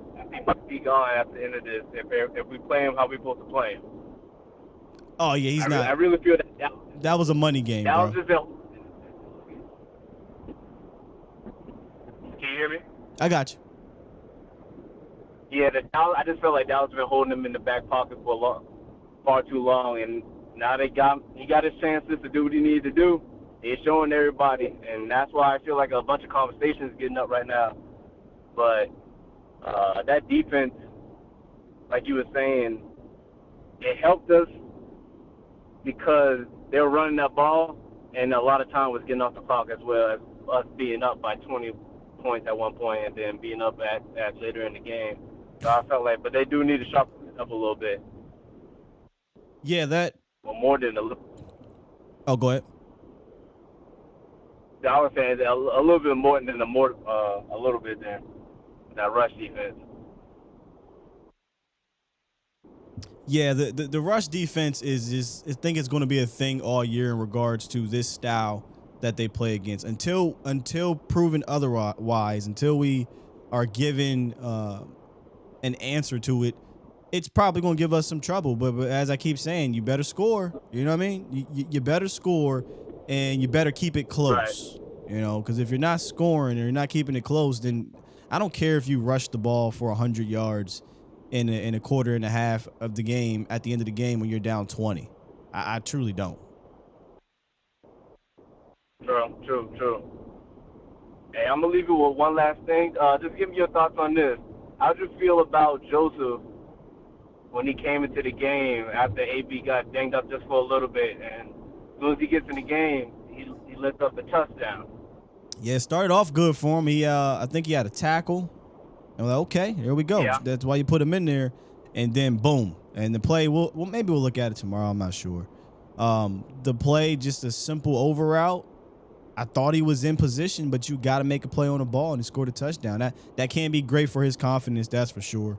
And, there was plays from the cornerback twos, Kelvin Joseph and AB that make you, want more moving forward. So I think there is the true discussion that needs to be had in this bye week for that position. I'm not saying they got to make a change, but maybe they got to discuss it. Yeah, definitely. Hey, man, you be easy, man. I love your show. I've been listening for about a year now. Wow. Really, so I've been loving it, though. Thank you, brother. Thank you. Appreciate the call. Appreciate the support. All right, man.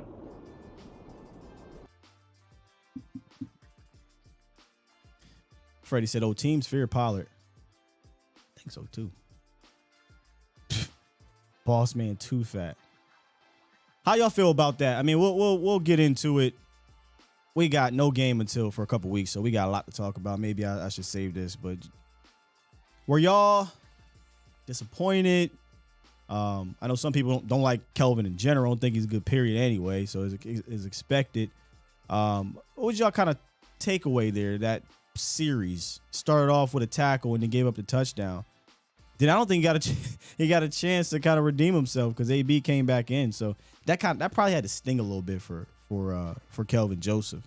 You get your shot, make a play here. You're talking about gaining some momentum and some confidence. One thing about him, though, I'm pretty sure that cornerbacks have to do this in general. You forget about the play and you move forward. But I didn't break him down all the way when AB went out. I did obviously look at that play and it was like, you in position, man. You just got to swat that ball away. Terrence, it was a good throw. Yeah, it definitely was a good throw. A lot of green to work with over there, too. All right, we're going to end this one with the Macho Man. Danny Savage, take it away, sir. This year, Halloween fell on the weekend. Me and my ghetto boys were trick-or-treating. I don't know if you remember that rhyme. Some of old, I know the ghetto boys. Old rap song. The Ghetto Boys. Mm-hmm. Wanted to wish you a happy birthday, belated. I forgot last week. Oh, appreciate it, man. That was a really popular song, but like in the early 90s. That just shows you how old I am. Listen, I'm going to look at it on a positive, try to put a positive point on it. I'm going to look at yesterday's game like the defense was like, listen, we carried you for the last, 4 or 5 weeks. Mm-hmm. Dak's back, do your thing. Dak did his thing. Zero complaints on offense. The last 2 callers ago, the kid from 908, I think he was president of the Zeke's fan club. Listen, no disrespect to Zeke, no disrespect to any running back, but every running back from Pee Wee to NFL only has a certain amount of carries. Right now, Tony Pollard is the better, more explosive running back on this team. And that's not putting Zeke down at all. Right. Zeke gave his all. He gave his all at Ohio State. He gave his all at Dallas. He never ran out of bounds. He put his shoulder down. He blocked people. But right now, you can also go with the theory of, hey, both on the field or play both. Whoever has the hotter hand that day, play him more. Play him more. But let's be honest, Zeke's not going to be back next year. So how about let's see what we have in TP, see if he can handle the rock 20 times, maybe offer him a 1-year or 2-year deal. Because if not, we're drafting 2 running backs next year. I hope they're day 3 running backs, but we're drafting 2 running backs. Because I can see a team throwing crazy money, not crazy money, but more than Jerry and Stephen want to spend on Tony Pollard. You know? Yeah. Now Jerry talks about. Yeah, go ahead. I'm sorry. No, we talked about this in the offseason. Remember, Danny? I felt, to me, it felt like, this is the last year of Tony Pollard, Ezekiel Elliott. I felt like maybe they can move on. But man, the way I hear Jerry protecting Ezekiel Elliott, bro, I'm starting to think that's not necessarily the case. And mind you, for people that think this is not coming at Ezekiel Elliott. When I say I thought that they may move on, this is the route the Cowboys usually go. If you don't take a pay cut, they're going to move on from you, and that's just the way it is once you get to a certain point in your career with the salary cap and with your contract. And then Tony Pollard's going to ask for pretty decent money probably, and I don't think they'll pay it. So I'm not coming at Zeke. The way Steven works, but I just got a feeling Jerry is attached to Ezekiel Elliott, man. And I don't know. I'm starting to come back towards the middle here. I was definitely on the side of they're going to move on at the beginning of the season. Now I don't know, man. Well, he's attached to Zeke because who do you think's more jerseys he sold? More Zeke jerseys or more Tony Pollard jerseys? Oh, 100% Ezekiel Elliott jersey. You know, and just real quick, Jerry made a comment about the trade deadline tomorrow at 4 p.m. Listen, I'm sorry, we're going into this offseason with a lot of needs still for next year. Donovan Wilson is free agent. Oh, Danny. Donovan Wilson is free agent. Go ahead. We shouldn't be thinking about what the needs for next season, right? We don't. We're in the middle of a 6-2 run. I'm sorry. I think I look into the future. Listen, if we do any position, let's try to trade for a thumper middle linebacker. I'm down for that. Listen, I wish nothing but the best for Damone Clark. I just hope his neck's feeling good today, or when he plays 30, 40 plays. You know what I'm trying to say? My opinion, just my opinion. Put Micah's being wasted inside between the tackles. He's being wasted. At some point, it has to be Sam Williams outside, Micah on the outside. And that's going to be scary. And we have to draft a big, hopefully Clark is the man. But we can't put all our baskets into a net fusion. We need to get a big thumper middle linebacker. That's all I'm trying to say. So if we go out and trade for one of those tomorrow, I'd be happy. But we can't give up a lot of capital. But Jerry's probably going to Jerry's probably going to trade for a wide receiver. Because think about it, it's a bye week. He just wants Dallas in the news every single play. And getting back to just my last point, and I'm out. The Jabril Cox. Haven't I said since day one, he's not a linebacker. He's a safety. I think I would try him at safety. Yeah, you didn't. I don't recall you saying that. I just recall you saying he's not good. I just wish we had the opportunity to see it. You know what I mean? But Sky, if we put in a kid with neck fusion surgery ahead of Jabril Cox, doesn't that show something? Listen, he made 1 million tackles at LSU, but they were all 25 yards downfield. He's a not in between the tackle middle linebacker. Yeah, we understand he's not a middle linebacker. That's not what we're trying to see Jabril Cox play. You know what I mean? We want to see Jabril Cox play next to a middle linebacker, but he's not, Danny. So I don't know why. I wish we can get the opportunity to see if he sucks like you believe he does, and he's not a linebacker like you believe he is, but he hasn't got the opportunity, man. So, yeah. I think, listen, last case scenario with him, like a Javon Curse type of role. Javon, you know what I'm trying to say? I think Javon. I apologize. Okay. I apologize. You know, I think he can cover. He has speed. But put him between. I guarantee you, he's getting run over by the big boys. That's why we're not even seeing him. I don't know why. You're guessing why we're not seeing him. You don't know why we're not seeing him. And I've proven to you with film earlier in the preseason that he was definitely doing linebacker things for you in the preseason. What you're saying that he can't do has been proven wrong in the preseason. Now, I can't argue with you in the regular season, but in the preseason, you're going up against other linemen and things like that, and you have to make plays in the run game. And he was doing that, right? He was definitely doing that, Danny. So I don't want you to come on here and lie to the public, is saying that the reason why you are lying, because you're saying you're saying the reason why he's not on the field is because he can't do X, Y, Z. He's proven that he can do that. Number one. Number two, we don't know why he's not on the field. I've asked many of people down there, and I've not got a concrete answer of why he's not on the field. So don't come on here making stuff up, and people will run with it. I digress. But let me ask you a question. In preseason, when he did this, all of those guys selling cars and their bouncers or strip clubs right now? Okay, we're doing in preseason. That. Okay. How many guys would miss the preseason? In closing. And then they never do nothing. In the NFL. In closing. In closing, great content as always. You and Voch.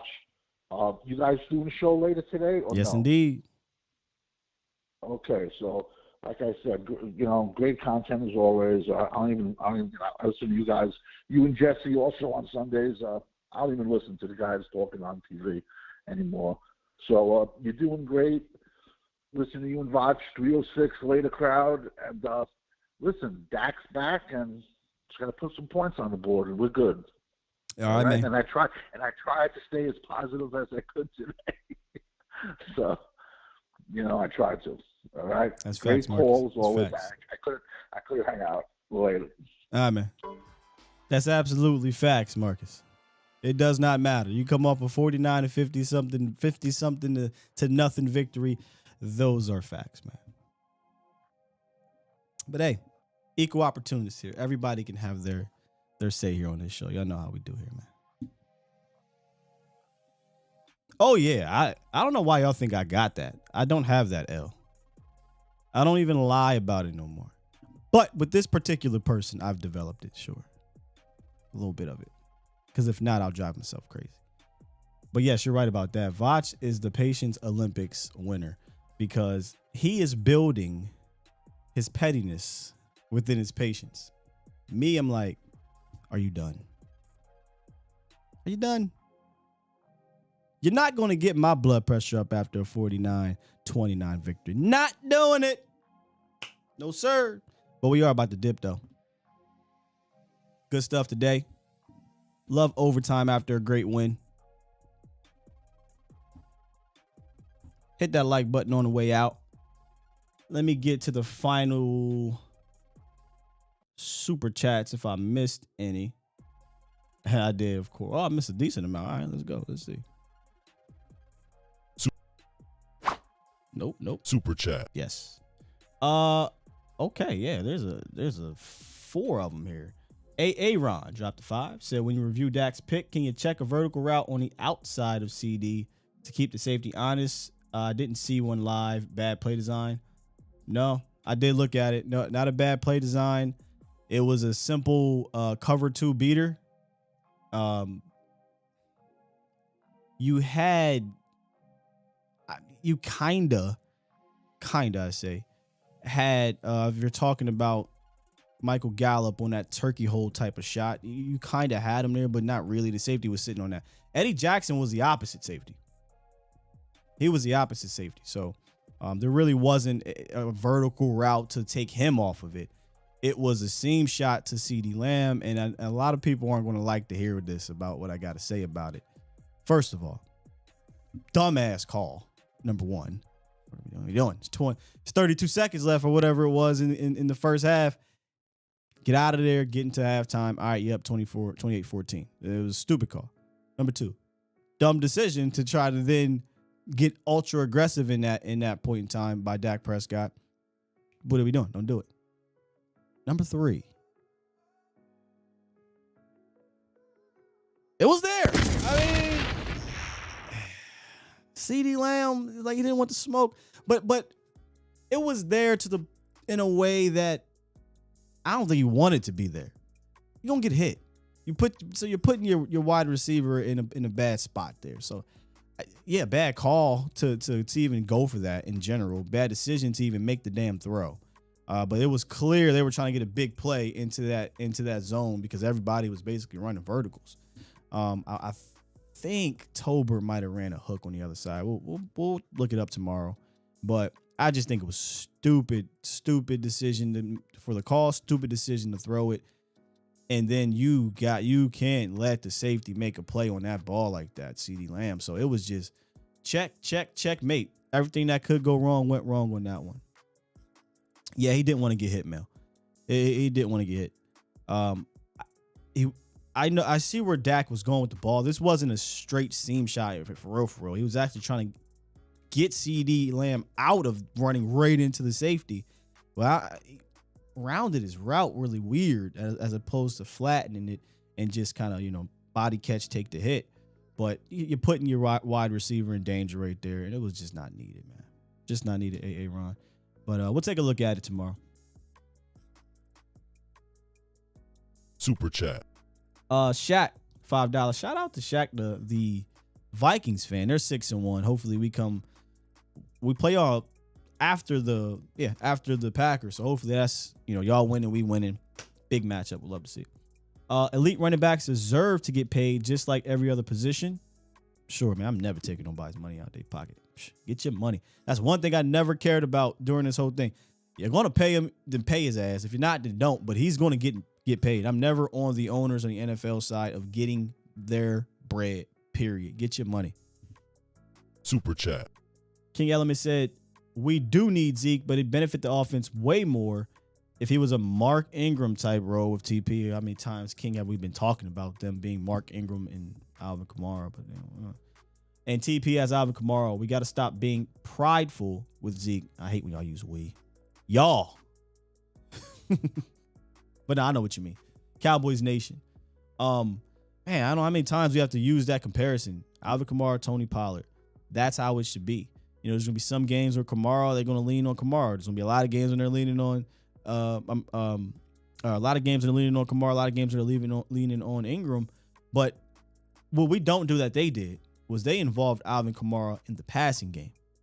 We don't do that, and I don't quite understand why not. I don't get it. And then Tony Sticker. Super chat.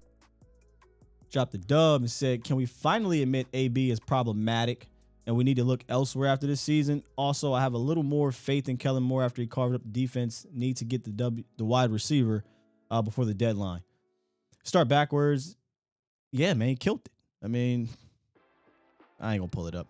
But he was invited to the cookout. Kellen Moore absolutely should give you a little bit more faith. I got one eye on you, though. Got one eye on you because end of the season, let's see what happens here. When somebody counters, let's see what happens here, right? That's always been the thing with him, but we'll see. But definitely is earning some trust, right? And then Anthony Brown, something we talked about when we brought up Kelvin Joseph. I think you got to go into the bye week and look at that and say, okay, what can we do here? Again, this defense is so strange because, when you're second in the NFL in scoring and you're getting turnovers, getting sacks and all this and all that, it's like, oh, we're fine. But when you put a magnifying glass on it, there are certain things you want to get better at.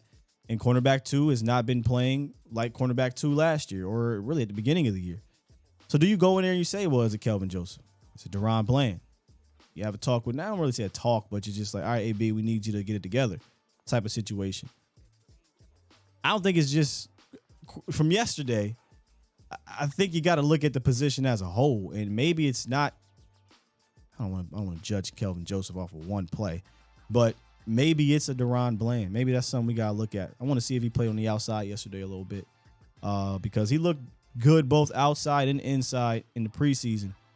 A lot of pressure on your rookie 5th round pick, but we're always trying to improve.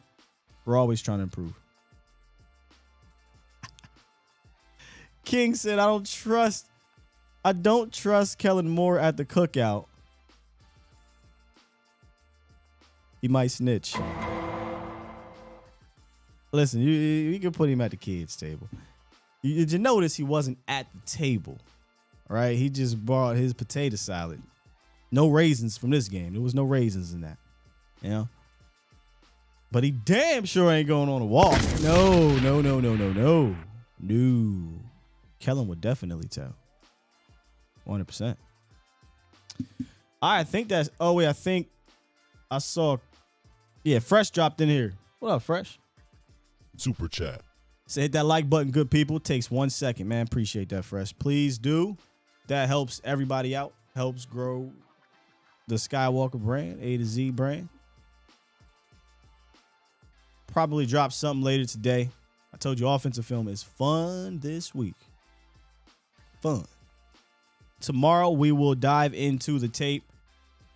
Because we don't have a game to prepare for Wednesday, Thursday, Friday, we're going to mix it up, I think. I was thinking about this out loud. I love how Mo did the award show thing. I think we'll do like offensive day award show, defense day award show, mix in some coaching there. Try to get some guests on this week. All different types of guests. Just it's gonna be a different week, so we'll handle it differently. We'll have some fun. We'll keep it a bean, right? We always do, and hopefully we come away from it a good week. Stack good days on top of each other. Manny Ramos on the way out. Super chat. Appreciate you. Drops a 5. It says, Sky, too many fans of the star in the helmet, more than the star on the helmet. That's love for Zeke over Tony Pollard. Hey, man, we all want the same thing, brother. We all want the same thing. With that said, man, y'all were great today. Let me go ahead and hit the... Stop, Tom. Stop hitting this button. Stop. Y'all crazy. See y'all later on the Vosh Lombardi live show. We back, baby. For real this time. I'm back. Later tonight, Mo will be back on A to Z Sports prime time. Make sure y'all check him out. Y'all so crazy. We got it. Peace. Love you.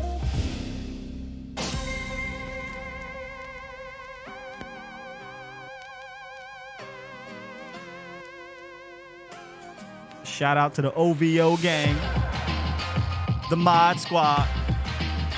If you are going trick-or-treating today, have fun with your little ones. Be safe.